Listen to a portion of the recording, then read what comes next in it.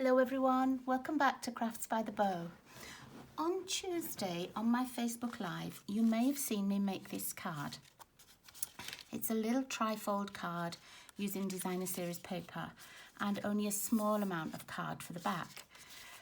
And I uploaded it to YouTube and the sound wasn't very loud. I spoke to YouTube and they said often it's a problem when you upload a Facebook video. So what I'm going to do is I'm going to remake it so that you can hear it better, and I'll make it with a different paper and a slightly different layout on the front as well.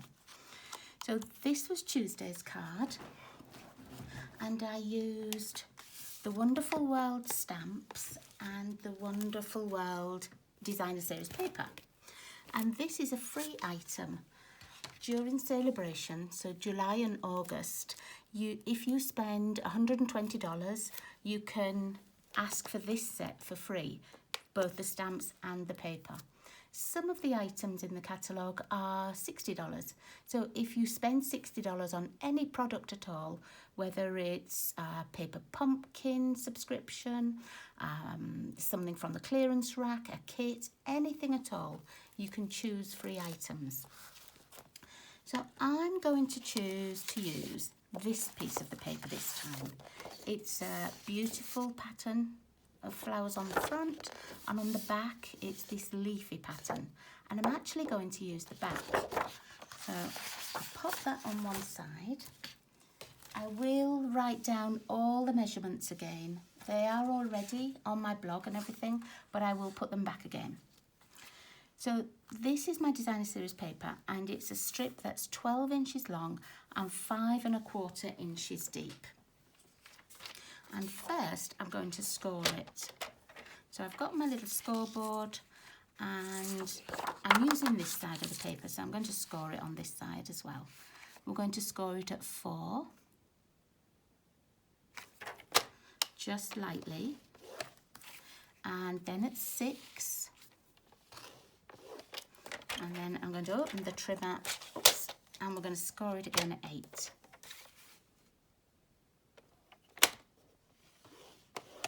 Okay, let's pop that away because that's all the scoring I need to do, and everything else I've already got cut.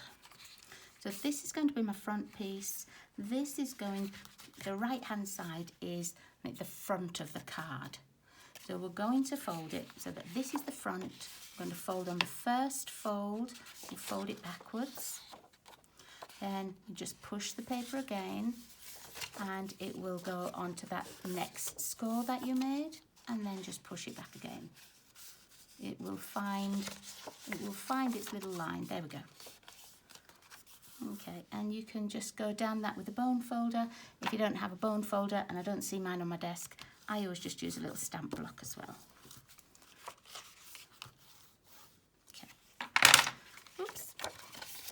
So this will become the inside of the card with this beautiful pattern on. And I'm going to put all the rest of the pieces together before I do my stamping.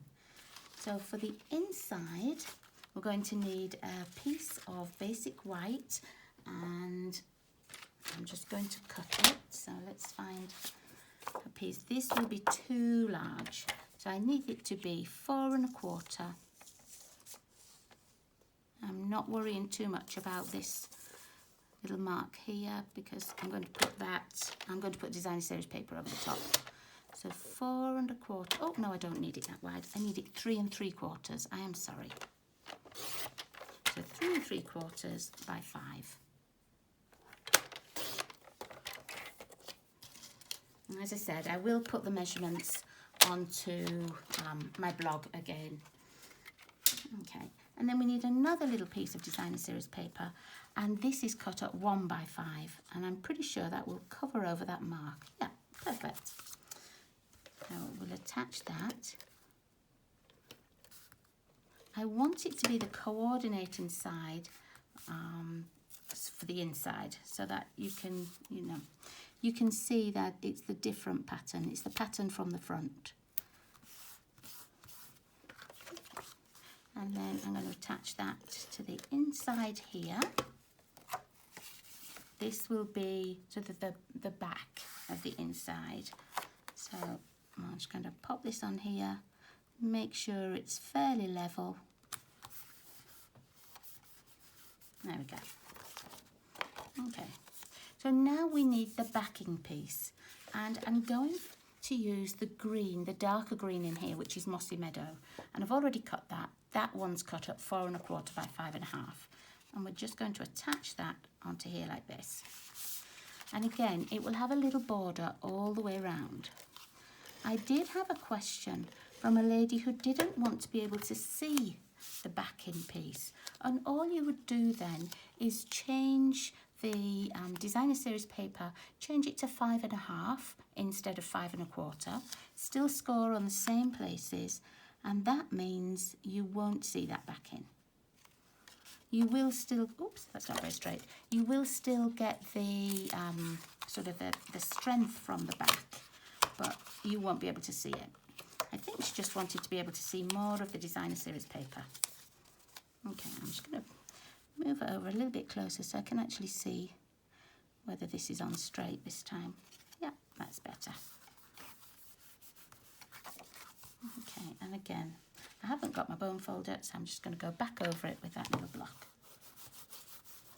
And you can do that from the back as well, just to make sure it's fully stuck down. Okay, now on this one I used the Fabulous Frames, but today I'm going to use the layering circles. These are in the annual catalogue, and I don't think we use them enough really, because I tend to forget I've got them. They're not in my box with all my dies, they're in my basics box. And so what I've done is I've chosen the largest of the scallops and the largest of the circles. But if you have a set of like the stitched circles, you could use that. You don't have to use this one. And I'm going to use this, and I've cut it out already in Mossy Meadow. And then with this one, I've cut out a piece just in basic white, and that's what I'm going to do my stamping on. And when you put the two together, can you see how I've only got a tiny little border? If you wanted a bigger border, all you do is choose the next circle down, and then that will give you more of a border. But because I'm using one of the larger flowers, I wanted to get more of the flower on the card, and so I went with the largest of the circles. I'm going to need a little piece of scrap and my circle, and this time I've chosen this one. I'm not quite sure what kind of flower it is. It's almost like an allium, but I'm not 100% sure what it is. And again, like I did on Tuesday, I'm going to colour it using Stampin' Right markers because I want two colours on it. I want to have a pink and a green. Now, if you were happy for it to all to be the same colour, you could use an ink block. If you didn't have Stampin' Right markers and you still wanted to get those colours, you could use an aqua painter, and you could use the brush end into your ink pad and pop it on here. Or you could use a blender pen. Not one of the blends, but the blender pen, this sort. And you could sort of dip this onto your ink pad and then colour with it. Or you could use watercolour crayons. And I'm going to use same colours, Flirty Flamingo and my Purpazazz. And I'm looking for the brush end, which is there. And I'm just going to colour lightly. I colour with the nib laid down almost horizontal. And that way I find that it covers more space. I only have to be careful here because there's a little green piece that goes right up to the flower. And I don't want it to be pink. So I'm just going to go over it with this. And the other flower as well. And again, I've got a little piece of flower here that goes over the stem. So I'm just going to carefully go over those bits. There we go. And then the rest, I'm just going to paint with my marker.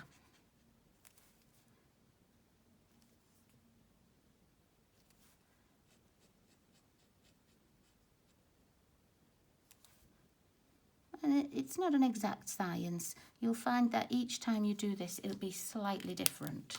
And that's sort of part of the fun of it, really. Now I'm going to use my green. I'm going down this little calyx part. There we go. Now the rest I can just quickly go over.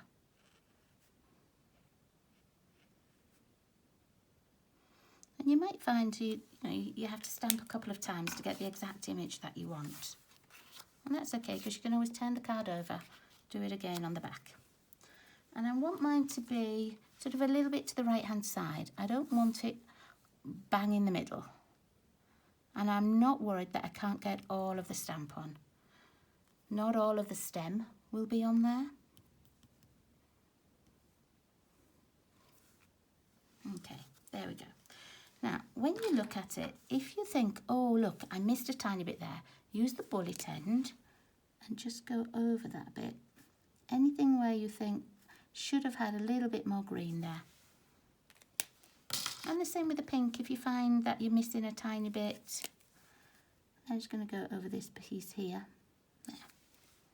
And that's it. I'll pop that on one side. And while that's drying, I'm going to stamp my sentiment. And I've chosen a sentiment, whoops, from Celebrate Sunflowers. I'm going to do this Thanks a Bunch one. And I've got just some of my strips of card. These are the bits that I cut off when I'm trimming down the basic white to fit on the inside of a card. You get little pieces like this. So they are just perfect for what I want. And I'm going to use the same technique for stamping that I've just used for the flower. I'm going to use my Stampin' Write marker and I'm going to lay it down and go over the whole thing. And then I'm going to go over it once more. And sometimes you will find when you do this that you get little darker spots and lighter spots. And if that bothers you, then use an ink pad instead. Because that way you're more likely to get sort of a more uniform colour to it. Okay, and you see I've got some little dark bits and some that are a bit lighter. You can use the bullet end again and go over any that are really light, but I'm quite happy with that. And I'm going to cut it out while the rest of it's drying. So I'm going to trim down across the sentiment there. Let's make it a little bit smaller. And it doesn't matter if it's not perfectly straight.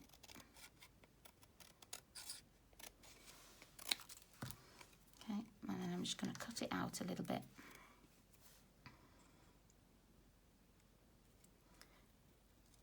And I'm just leaving a little border around.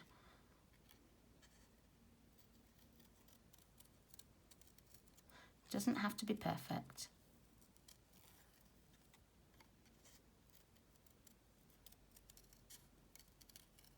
In fact, my fussy cutting never is perfect.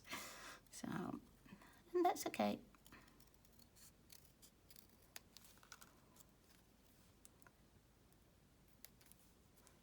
Might be some little bits that are a bit of a sharp angle like this one. I'm just going to cut around it a little bit. There we are. Okay, so that's all of the stamping that we need to do. And now we can assemble. I'm going to use just my stamping seal and attach these two pieces together. And remember, it's only got that tiny little border, so just make sure it's even all the way around. And then I'm going to add this onto my card using dimensionals. And I'm not going to put it right in the middle. I think I'm going to put it sort of either at the bottom right or the top right. I think I'm going to go with the bottom right. So that's just so that you can see more of this paper. And let's pop some dimensionals on the back. And that will just raise it up a little bit as well.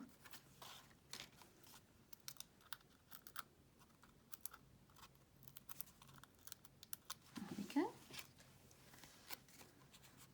And I'm not putting it exactly at the bottom, but just lift it a little bit like that. And then for this, I'm going to put it over the flowers. So this part of the sentiment can have glue, but this one, so that it doesn't sort of squish down, I'm going to put a little piece of dimensional on the back.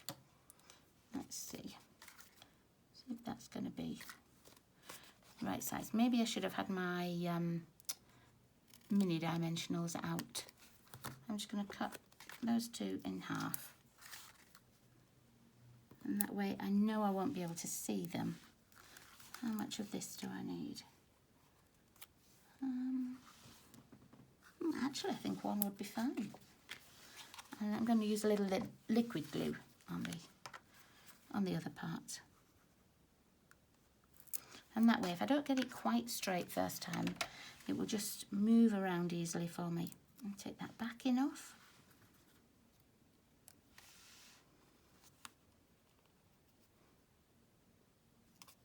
Just move that over a tiny bit. There we go. I want to be able to see a little bit of the border at that side, the same as we've got at this side.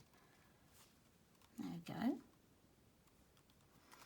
And then last of all, I'm going to put another one of these little butterflies on, like I did on the one on Tuesday, but I didn't get them out. So let's just get the box out and find the butterfly. You could use pearls as well. I liked the idea of only having one little thing on it. Oh, where's my butterflies gone? There they are. They were upside down, I couldn't see them. I like just having the one pearl on this one, or the one embellishment, and the butterfly looked so pretty last time. And really, if you watched the Facebook Live on Tuesday evening, you'll know that I put that there because I had a little bit of ink as a boo-boo and it covered it up, but when it was finished, it was so pretty. I do have some more of the little bows that I'd made, so I might just put a little bow on there. Not sure. I think I might just leave it as it is. Okay. So I hope that for this video you can hear me much easier and that you'll have a try at this. So post a picture if you do. I always love to see what other people have made. So thanks everybody, and thanks for your patience. I'm trying to watch the YouTube for this one when there was very little sound. So I'll see you all again really soon. Have a great week. Bye.